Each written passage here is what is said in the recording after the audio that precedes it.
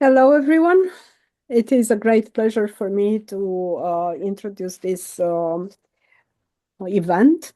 At Informatics Europe, we try to focus on diversity and inclusion, and we try during the month of March, which is dedicated to women, to have events, online event, such that we can reach as many possible and many persons as possible, related to what it is important for us and what steps we still think there are needed in the landscape of higher education, research in computer science, or in general in STEM.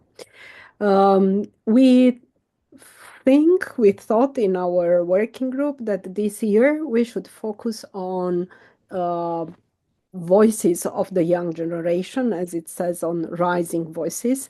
So we were amazed of finding several initiatives through Europe, and we have selected three of such initiatives that not only that they are preoccupied by the topic of gender imbalance or diversity and inclusion in computer science, but they have made actually concrete steps toward it. And we thought that it is an important thing to share their outcomes with the rest of the community.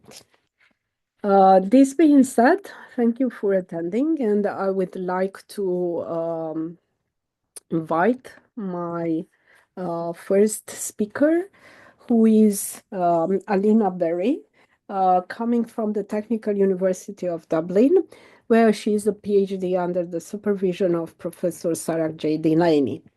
Alina developed a toolkit to address gender imbalance in higher education.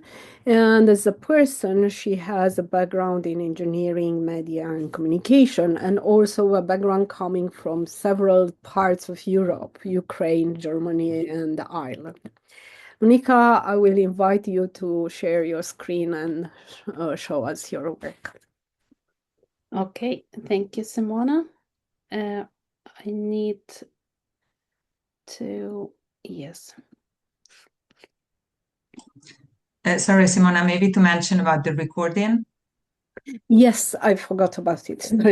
So, because there are a lot of people who were not able to make it, we will record and then make public this presentation. The speakers had agreed with it. So, from the public, if there is any one of you who is not comfortable with sharing your image and your name, please put it on the video off, such that your person would not be. But however, on the other hand, we want to thank you that you accept to record this presentation. Thank you, Nuria. Okay, thank you very much, Simona. Can people see my screen now? The first slide. Okay, Yes. brilliant. Thank you so much. So yes, thank you so much for the introduction. I was going to do that, but no need now. So yes, my work is at TU Dublin, Technological University of Dublin in Ireland. I have three Sorry to interrupt you. I think you want to swap the display. We are seeing the presenter mode, not Okay. Is it Yes, that's perfect. Thank you. Okay, thank you. I hope that it works. Yes. Sorry about this. So yeah, my project is TechMate, Best Practice Toolkit for Gender Equality in Computer Science Higher Education. And I'm under supervision of Professor Sarah Jane Delaney at TU Dublin, under supervision of Dr. Susan McKeever, also at TU Dublin, and Professor Brenda Murphy at C2 Waterford. So this is the QR code if you want to use it to access the toolkit. It's a web version of it, or if you prefer to search for it at search engines, whichever you use. TechMate, Gender Equality Toolkit, one of the first links should be there. It starts with acnet.ie. We're using a subdomain of another project at TU Dublin. Thank you very much. So if you want to use it in the meantime, feel free, or afterwards, and I'll share the link in the chat as well. So first of all, the problem. we're an audience of Informatics Europe or members of Informatics Europe. We know the problem, of course, but I wanted to introduce it a little bit more as well. So about 25% of ICT students in Ireland, this is the recent stats from 2025, are women. This includes, however, degrees or programs that are, hybrid programs like computer science and media, computer science and business, etc., etc. So for just informatics, I don't have the stats, but Informatics Europe website has included the recent statistics from members, and I calculated the average for Europe. It's less than 22% of students in informatics. I suppose it includes core informatics degrees in Europe are women. So where the issue is still there, even though we've been talking about it for decades at this rate, and we know there is a lot of research that exists that tackles this issue, but it's been scattered. So in my experience, when I started researching it, it's been scattered across different locations, academic publications, institutional reports, grey literature. So it's very hard to find relevant work. And hence, it's very hard for champions like ourselves to implement these initiatives as well, because they're hard to find. There have been toolkits and frameworks that have been developed across the board to address it. One example is the NCWIT from the US. Toolkits, they have multiple ones, and one of the recent ones tackles two levels, I suppose. The strategic level about strategies on how to make a change, and another one is more practical on how to improve in-class experience. It's mostly for in-class initiatives. Another toolkit that have been developed, I don't remember the exact name, I think it's called Best Practice Framework for Gender Equality. It's been developed in the UK. That focuses on role models. So they have other toolkits that we know from Europe, the GEAR tool, or other OECD-based toolkits. They provide strategic guidance, but they lack practical guidance on how to do the initiative in your institution, in your context. Hence this issue, hence the TechMate has been developed to consolidate this research-driven guidance. And of course, we know that the problem lies way beyond just the higher education. So my research focuses on high education cohort of students or prospective students, whereas we know that issues such as stereotypes, local contexts, and beyond that, they start way before higher education. But I think it's important for us to do what we can. I believe that we have an opportunity, and if we have the energy, the willingness to change the situation, we can do it on the level that we have access to. So currently I'm talking about the higher education. What is TechMate? So TechMate is a web-based toolkit that I mentioned before that aggregates and categorizes all these gender initiatives that I found myself in across the board, and structures them into four main groups of initiatives. So these initiatives are called actions in the toolkit, and there are four main groups. So the first group is the policy group. It deals with actions that require policy change or some sort of involvement of high-level strategic decision-making. This could be student recruitment strategies, such as introducing a quota for women, for the number of women students that can be recruited, and introducing family-friendly schedules, for instance, that are particularly important for mature students that have carers responsibilities, or staff recruitment initiatives such as recruiting a minimum number of female faculty. By the way, I'm talking about female and women. What I mean is I would like to include all of the underrepresented gender groups in computing as well. So I'm focusing on women because the data that we have and the initiatives that we have are mostly targeting women. But if you have data and if you have publications, etc., that tackle other underrepresented gender groups, I would be very happy to receive your feedback on that. Yeah, so back to the policy categories. The third group of within the policy category is the cultural change. So this is a difficult one that I've been told. This includes something that we can't grasp, I suppose, but to make a change, practically, we could, for instance, introduce awards for women students to, recognize them, to tackle stereotypes in, sessions with women students and things like that. So feel free to discover this within the toolkit as well. So the second category is the pedagogy category. So this is a more dealing with the way that computer science is taught. For instance, the curriculum-based initiatives would be to introduce hybrid programs, not just have informatics or computer science, but to have informatics plus business, informatics plus biology, informatics plus game design, etc. This has been known in research to improve the recruitment rates and of underrepresented gender groups in computing. And then there's delivery techniques. This is something that if you're an educator, if you're a lecturer, and even if you don't have access to any sort of budget or decision making on higher strategic level, you could implement some of these techniques by, for instance, grouping women together in working groups to avoid isolation. And the third one is the teaching assistants, that, for instance, to use an undergraduate woman teaching assistant to have a sort of a role model for very, very junior first year students, for instance, that has been known to improve the experience as well.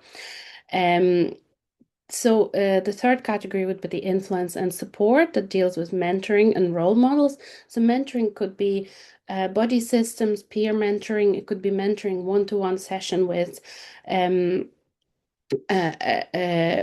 lecturer to, as well. It could be organized mentoring schemes and programs on more strategic levels. So that includes various levels of mentoring. And role models could be initiatives such as, I personally like that one, is the hero role models. Something that we often forget, that a lot of female inventors have contributed a lot to the development of computing over the history. And this is something that is, I believe, is often overlooked in lecturing materials. To include that, it's very simple to include one slide, for instance, on a famous woman in computing, to kind of inspire students there as well, or other role models such as faculty role models or industry role models to invite a guest speaker, for instance, for one lecture. And the final category is the promotion and engagement category. This deals, so there are three subcategories there. One of them is advertising, that deals with the way computer science courses are being advertised. This could be just the way that images are used in computer science promotion materials to include more diverse students, to use more gender neutral language. But it could also involve the actual rebranding of computer science course that has been done over in the US at some point. I don't remember the exact naming right now of the course, but they renamed something like a Python introductory course. No, it wasn't Python, it was Java. Yeah, they renamed it and called it the joy of computing, or the creative joy of computing, or something like that. And they significantly increase their female enrollments into that course. They also rebranded the actual course, so it was a Java course, and they added Python instead of that, which is supposed to be a better introductory computing language based on other sort of research. That's not in my area and in my scope right now. but that has improved the numbers as well. So it's worth thinking about. So it's not just, it could be not just advertising, but it could be the rebranding itself, but it's reflected within the advertising materials. Then there are events that includes outreach events to schools, for instance, if we want to recruit more women. There is a quite a successful, I believe, initiative in Ireland that is called CS Inc. By some of my colleagues in Technological University Dublin, that they go out into even rural parts of Ireland schools and they talk about computer science, and it has been quite successful in terms of later enrollments and feedback at least that they got or they're getting. It's an active initiative at the moment, so outreach events like that. Um, and other events like summer camps, for instance, I'm sure you know a lot of them. And finally, the industry engagement, which could be as simple as inviting a friend of yours into a classroom to teach one guest lecture, or it could be a proper slightly more complicated cooperation with the university to provide a scholarship or a work placement as part of the computing program.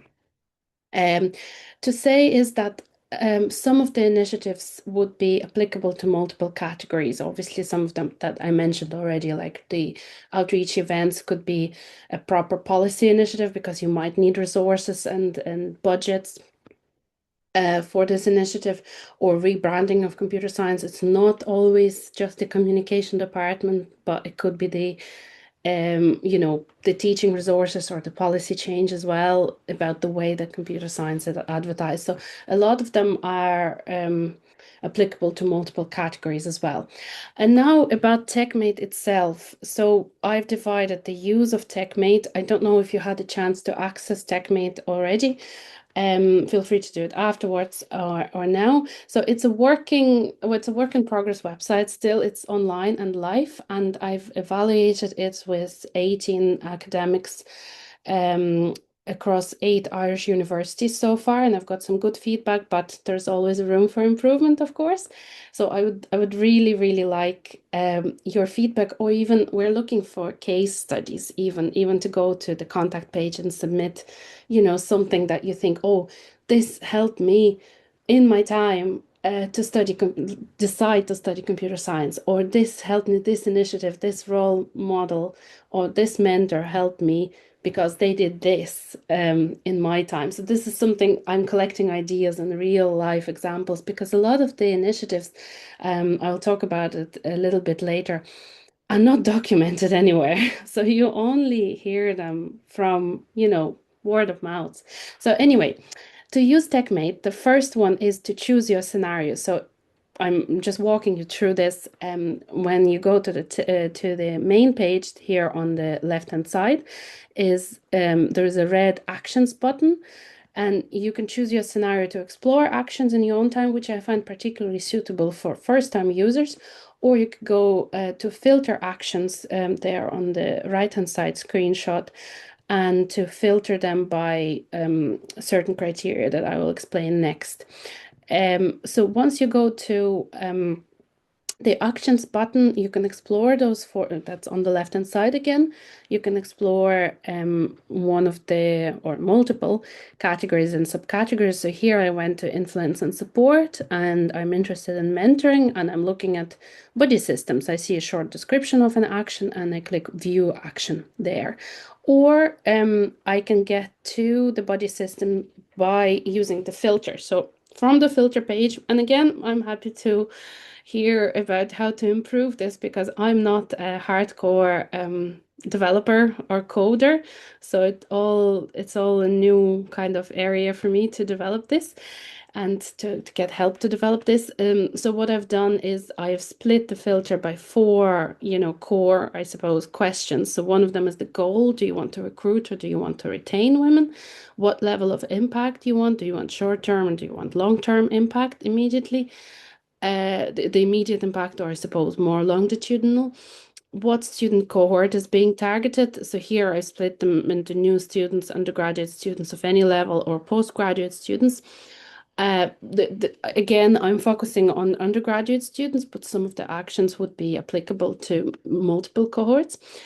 And then who needs to be involved to start a gender initiative? This is quite a popular question based on what conversations I had with academics here in Ireland, because if you're a lecturer without any access to strategic change, you want an initiative that is immediately bringing you results without asking anybody for, money or help or and things like that. So I'm getting to body system action here as well on the right-hand side of the filter page.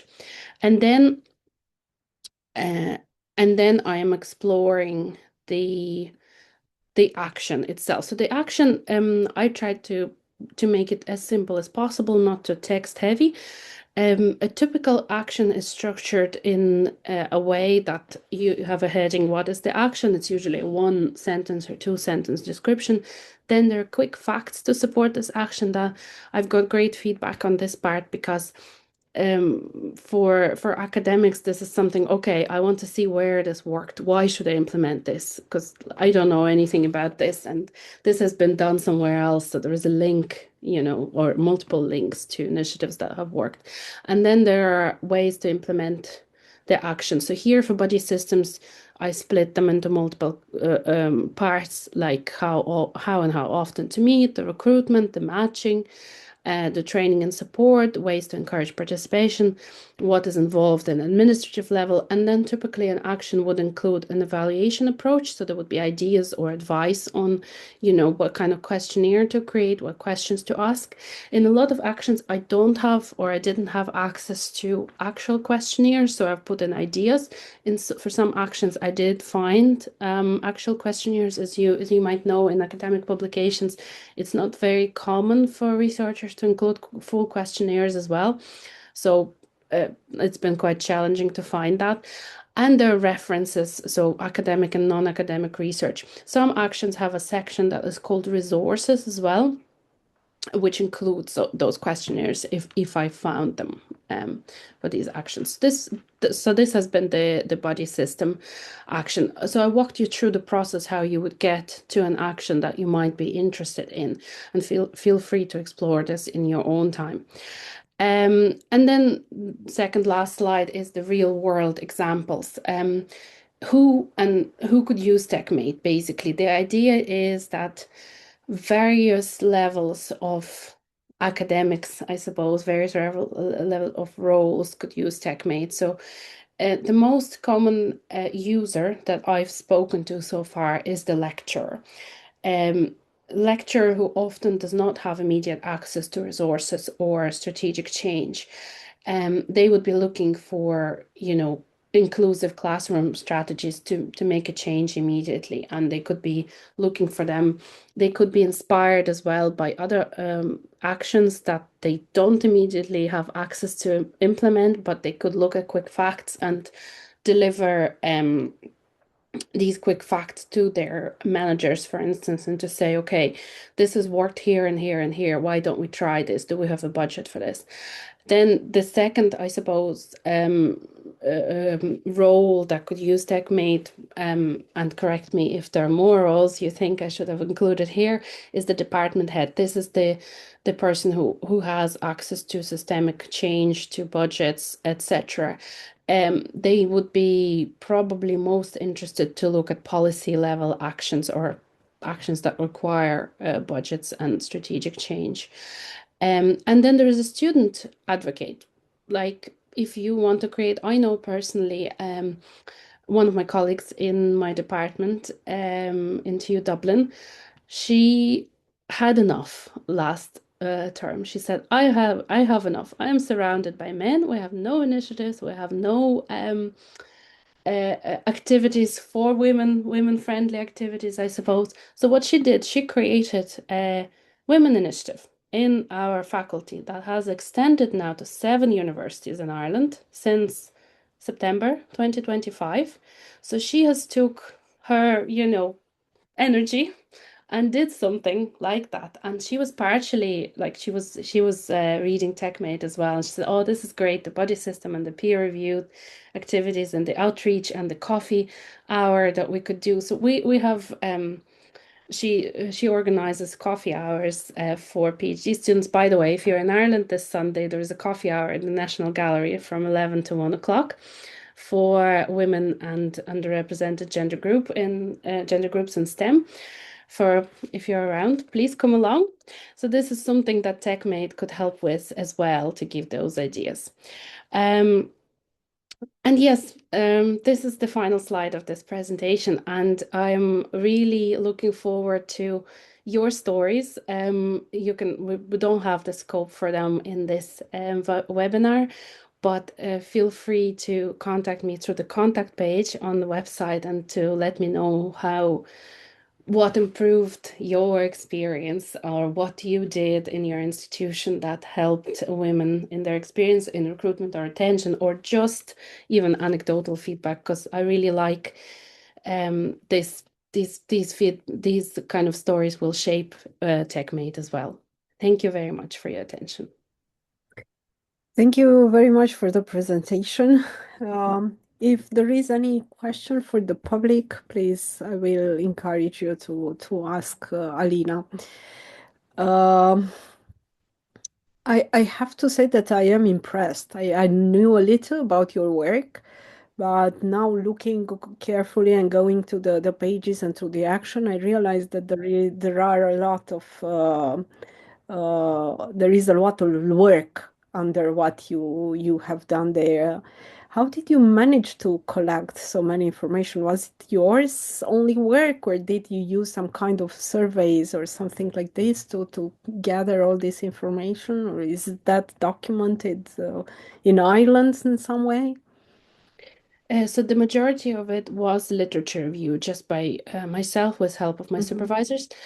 Um, and I have to say, it wasn't easy to even publish that literature review because you know yourself in the field of informatics, you expect a certain type and certain framework to be followed for the literature review, and it has to be a systematic literature review. So I've hit a lot of no's from conferences when I tried to publish something because I didn't use a typical framework, because I went beyond. I went to sources in different languages that I understand and speak. And by the way, if you know of initiatives in any sort of language, please forward them to me as well, because I don't speak all the languages in the world, but you might. So and in addition to that, it was conversations during the evaluation of this toolkit. So one initiative that I should mention, and that I included into TechMate as part of or after the evaluation, it has been done, I think, what university was it? I think it was University of Galway. Maybe I'm wrong. Don't quote me on that, but it was a simple initiative that has been performed by a group of lecturers. I think there were 3 or 4 lecturers in computing department. So what they did is they met with students for 5 or 10 minutes in their first term or in their second term, depending on, what their schedule was. And basically it improved retention rates of students. So they first wanted to do it for just at-risk students, but they extended it to all students. And a lot of at-risk students, it depends on the program, of course, but say if you have a program where there are mature students, mature women with carers responsibilities, with children, etc., they would be at-risk students as well, because they could drop out, yourself. So yeah, to give you a very long answer to your short question is that the majority of it was just search, and I've set up Google alerts for all over the place to see if there's anything coming in.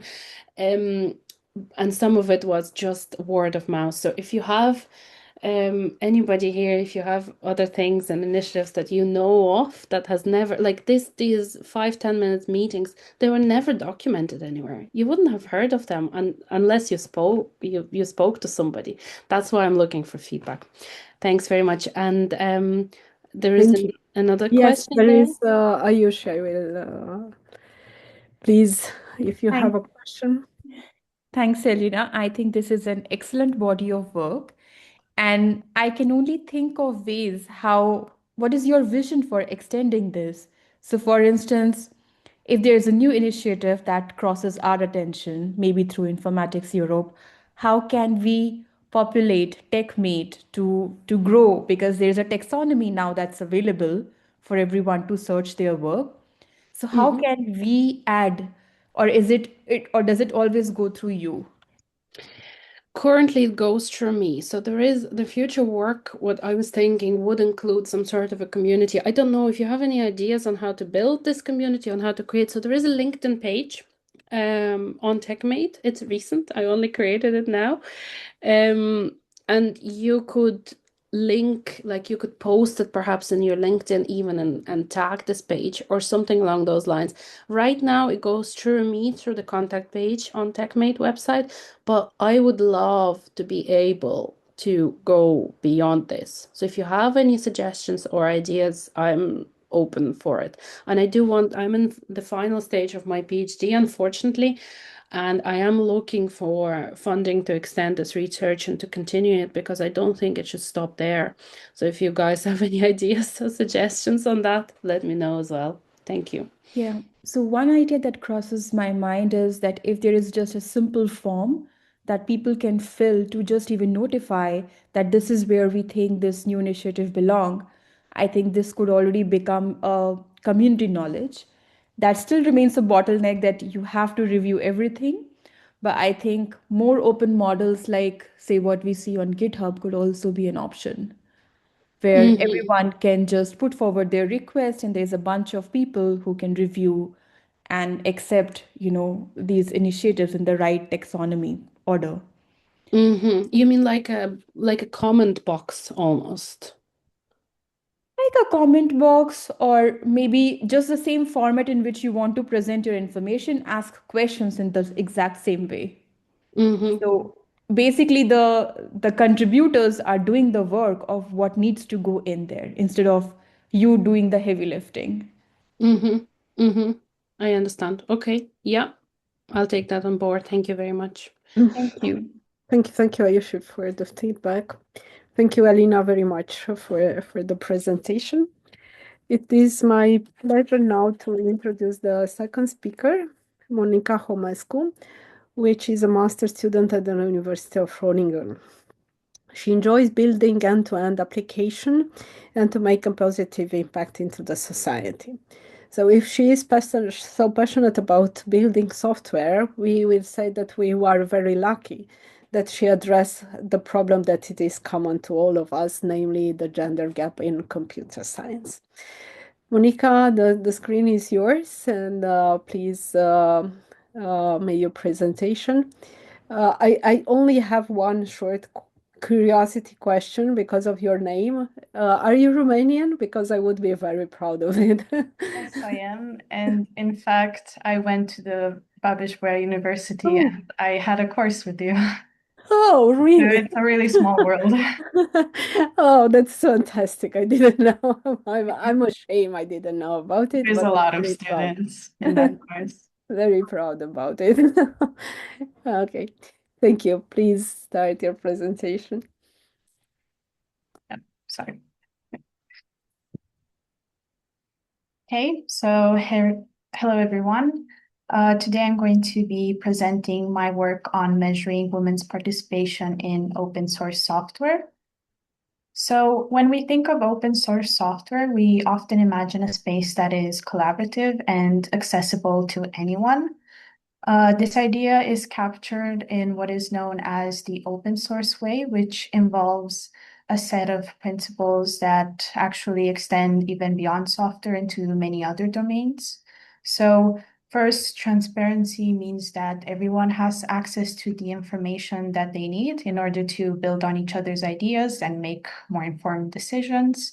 Next, collaboration is about working together and sharing ideas to solve problems in a more effective way.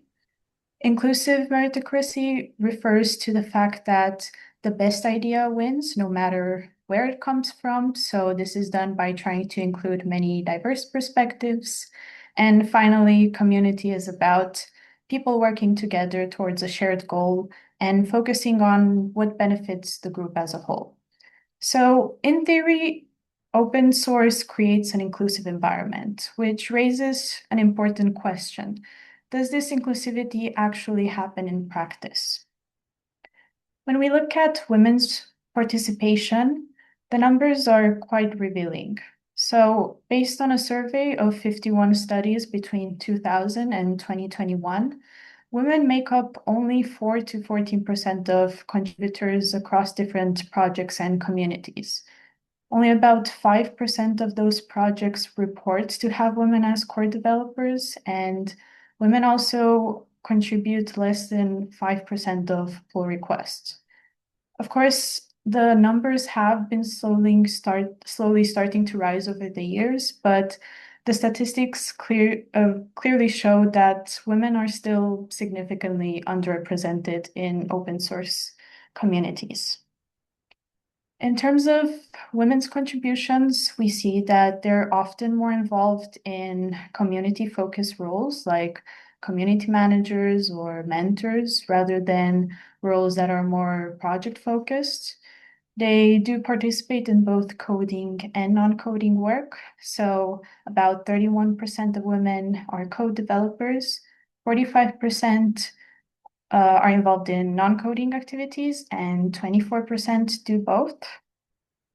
So, of course, based on these numbers, we know that women face many challenges when it comes to open source projects. They often feel isolated and invisible, especially in male-dominated fields where there are fewer women around.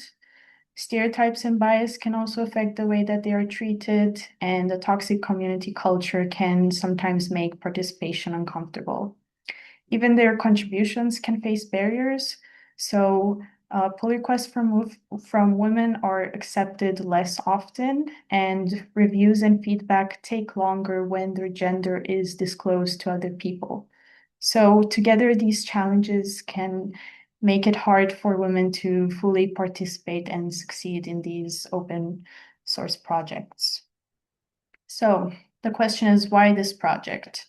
As we saw, there's clear research on gender gaps in open source software, but however, this kind of information mainly exists only in academic papers, and popular platforms like GitHub do not practically show this kind of diversity information to users. So because of all this, these gaps often remain invisible in practice. So the goal for this project was to make this kind of information directly visible on GitHub by building a practical and intuitive tool that can show representation specifically in core roles that typically guide the overall direction of the project. So before we can move on to how the tool works, I'm first going to present some key concepts. So what does the tool consider to be core contributors? The so-called onion model is very commonly used throughout research to represent roles in open source projects. In this model, contributors are organized based on their level of involvement. So the closer to the center, the more influence and responsibility that they have within the project.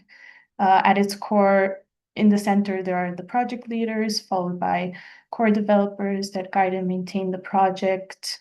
Then come contributing developers that actively submit code, and further ahead, there are bug reporters, readers, and finally, users that use the software without directly contributing to it. But mainly, all these categories of contributors are often reduced in research into two categories, what we call core and non-core contributors. So core contributors are the most active developers. They're typically responsible for a large portion of the overall code base, and because of this, they have a lot of influence on the direction that the project takes. In contrast, non-core contributors participate more occasionally, and usually this is done by doing smaller changes overall, so they're less involved in decision making. And now the next question is, how can we actually separate these two kinds of contributors? The Pareto principle is a very simple way to do this. It's also called the 80-20 rule. So in general, it tells us that roughly 80% of results actually only come from about 20% of inputs. So what does this mean in the context of open source software? It means that around 20% of developers are responsible for about 80% of the total commits within the code base. So this gives us a very simple and practical way to distinguish between the core developers that do most of the work and the non-core developers that participate less frequently. So next, within GitHub, how can we actually identify women? GitHub profiles can sometimes include self-declared pronouns, which gives us the most reliable source to understand the user's gender identity. So because of this, the tool prioritizes this information given by the users explicitly. So it first checks the pronouns field that is provided by GitHub within the profile. And if this is empty, it tries to perform a simple text search to find any self-declared pronouns in the bio.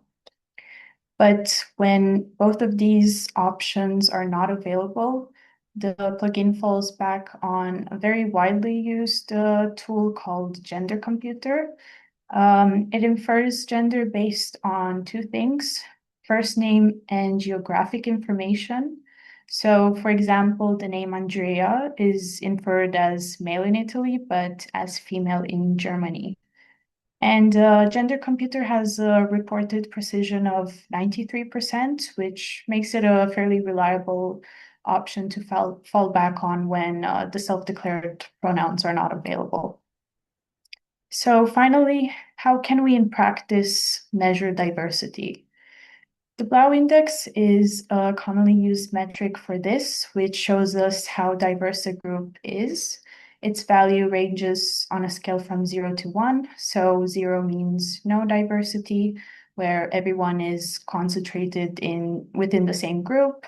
And on the other end of the scale, 1 means maximum diversity, where all categories are equally represented. So the tool computes diversity scores for both the core and the non-core team in order to give us an idea of how the diversity varies between different levels of involvement within the project. So to make this more concrete, here's an example. When everyone is represented in the same category, the Blau index is 0. As representation is more balanced, so like a 70-30 split, this scoring increases. And of course, the most ideal situation in which all categories are equally represented, the Blau index reaches its maximum of 1. So now that we have these key ideas in mind, how does the tool actually work?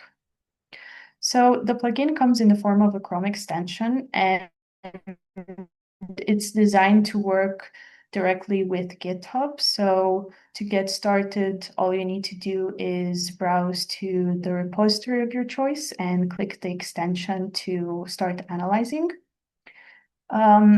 The repository is automatically detected from the URL of the current page that you're on, but of course, this can be changed if needed. It's designed to look at the most recent activities. So by default, it extracts the last 1,000 commits, but again, this can be changed based on how large or recent you want your sample to be. And once you click the Analyze button, it informs you exactly how many commits it extracted, because sometimes a project can actually have less commits than you input. And it also informs you how far back it went to extract those commits so that you can get a sense of the overall time frame needed for this kind of activity. So, of course, it divides contributors based on gender, and it shows this in percentages. After that, it groups the contributors into core and non-core teams. Here it displays raw counts of the teams because sometimes the core team can be very small, so actually seeing the numbers can be much more intuitive than showing just percentages. And of course, finally, it computes diversity scores, so the Blau index for both core and non-core team. The most notable feature is that to put the current diversity scores into context, it actually computes the average diversity scores from all the other repositories that were analyzed with this tool.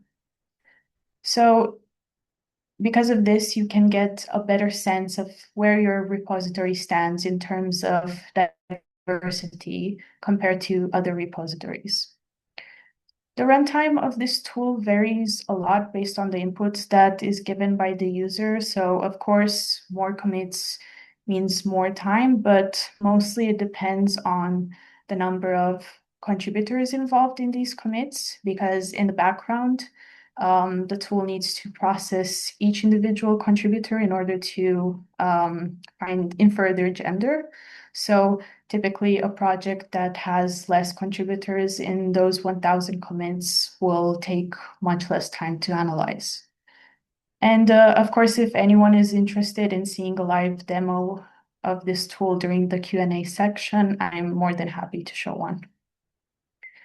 So in terms of next steps, currently processing these commits is very computationally expensive, and it exceeds the free tier limits for hosting. So the next step would be to explore better hosting options and hopefully have a public release on the Chrome Web Store. And once the tool is hosted remotely, the next step would be to grow the benchmarking data set as much as possible. So as more users use this tool, more historical data gets added, which would make the cross-repository comparisons much more meaningful. And then finally, there's the possibility to scale this based on interest, to maybe consider other diversity metrics in order to get a better sense of the data. So in conclusion, gender gaps are well known, but often invisible in practice. This tool provides a practical and user-friendly way to bring these kinds of insights directly into GitHub, and I hope it can be a starting point to bring awareness and encourage more meaningful discussions about our current practices. When we know exactly who is involved and who is being left out, we can think about new ways to make these open source communities more welcoming for everyone. Thank you very much for your time. Thank you very much for the presentation. I really enjoy it, and I want you to congratulate for the work you've done and also for the maturity of your presentation as a master's student. Thank you, Monica. If there are any questions, I do have one in mind. I suppose that you are familiar with the work of Bogdan Vasilescu and Alexander Serebrenik, which also had such a topic at one moment, but this was I think something like 10 years before. So it might be interesting to see if in 10 years using the tool, your tool, things have changed. So if we have a better representation of women from what happened in 2015, 16 or something like this. So yeah, that gives you an opportunity for a future application of your tool. And also, I was thinking that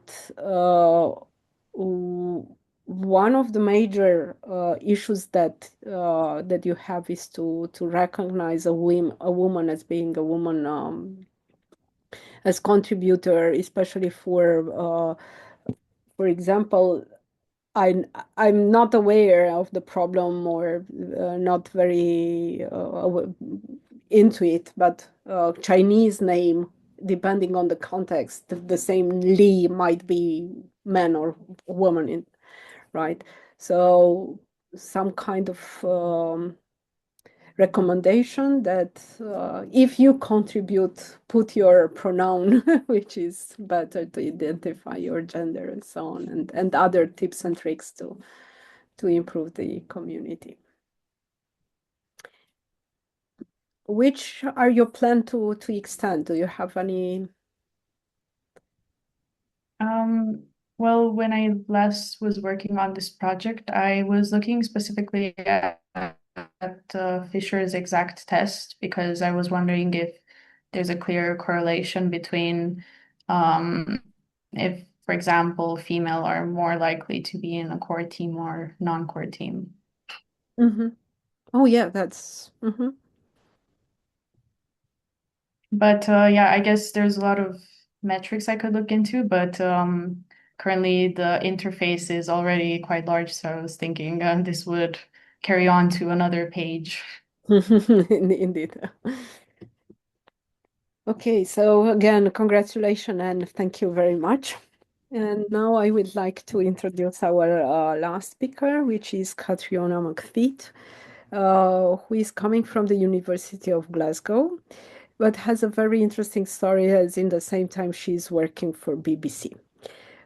She has an interesting perspective on combining machine learning tools and data science into journalistic workflows. And also, she's interested in the potential of data to transform industry and society. Also very passionate about discussing gender equality. And I was amazed to see that her interest is not only to computer science, but beyond that and comes from sports. So, Catriona, we are very pleased to have you here. And please begin your presentation. Thank you very much. I'm going to try and share my screen. I'll apologize in advance. My connection has been a little bit drop in and drop out on the call. So, and I'm going to have to quit and rejoin the call to share with you.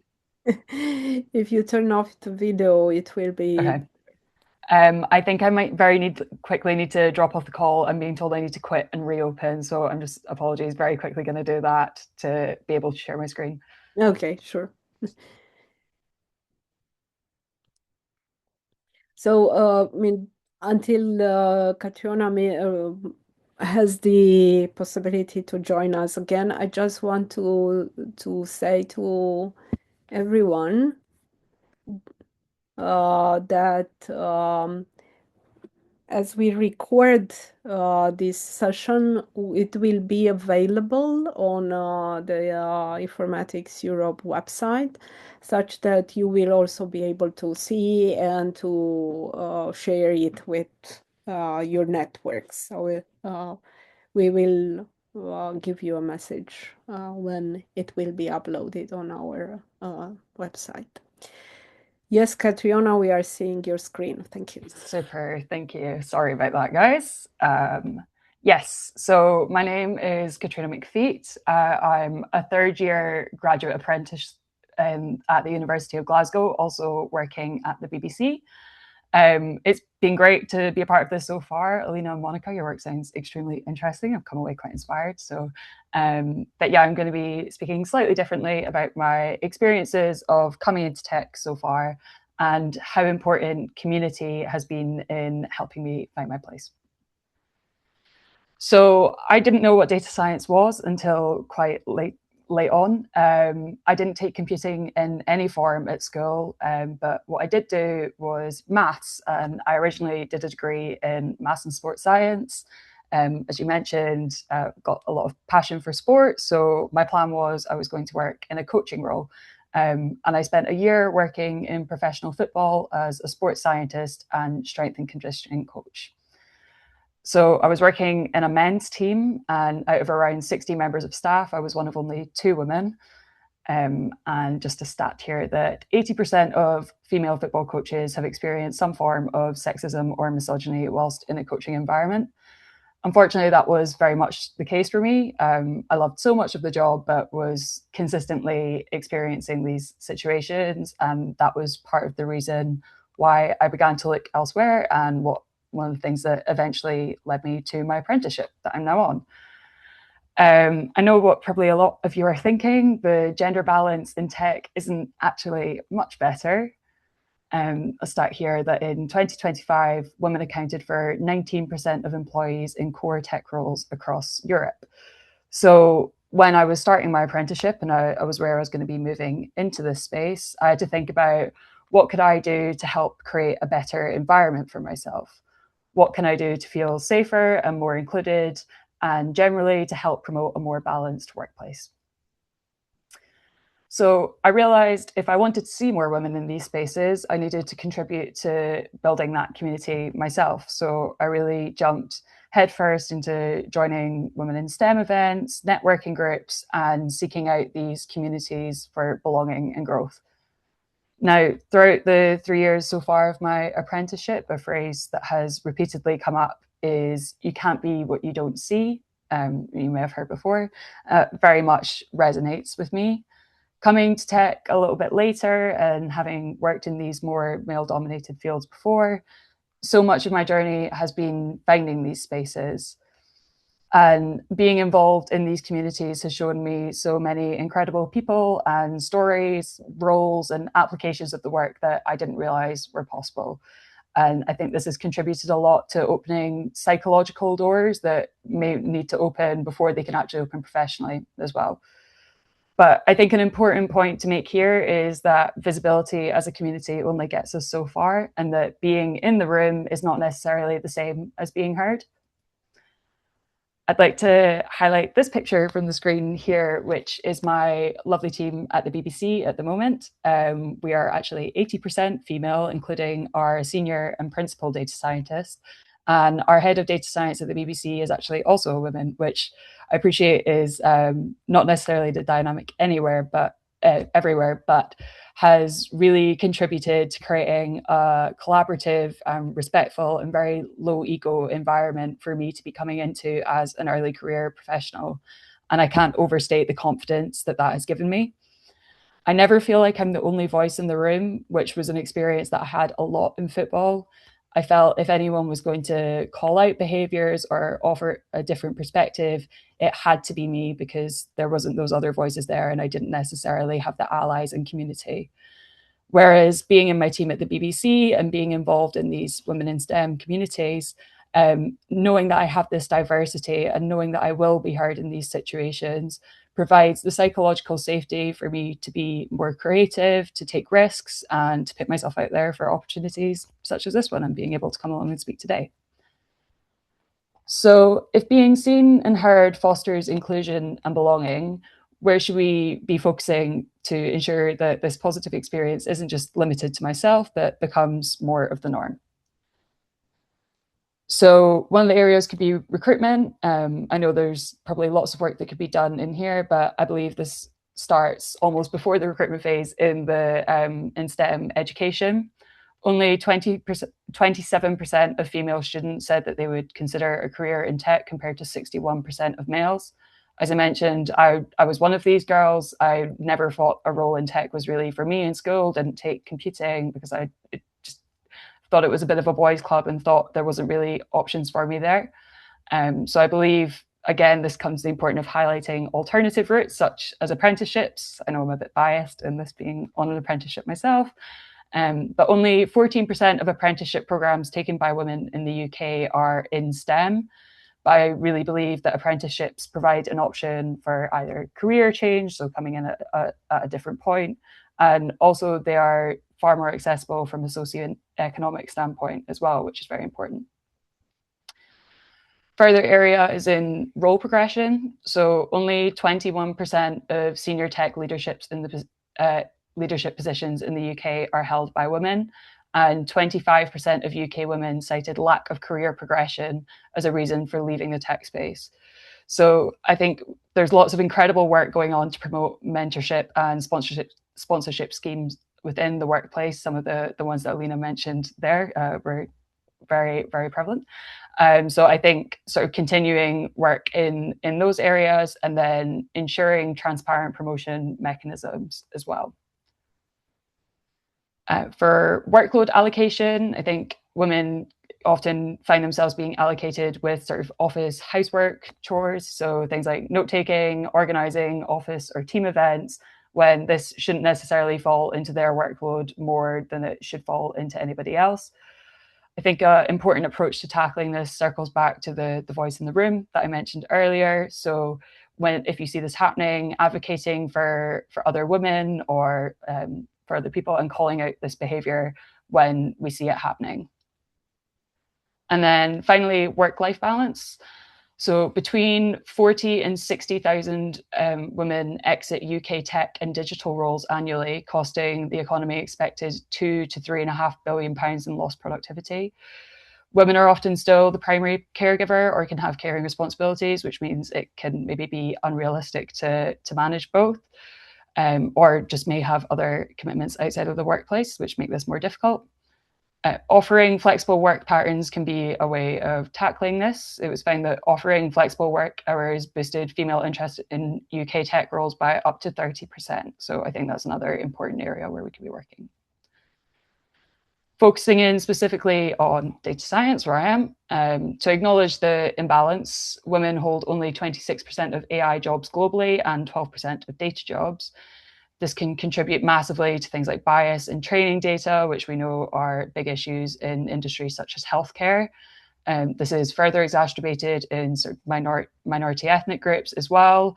And this can ultimately lead in us creating products that fail to serve those who actually use them. And again, this is a case where although it's great to get women in these spaces, visibility is not enough here, and women need to be heard and influencing throughout these areas in data collection, in interpretation, evaluation, and governance. So quick wrap up the conclusions.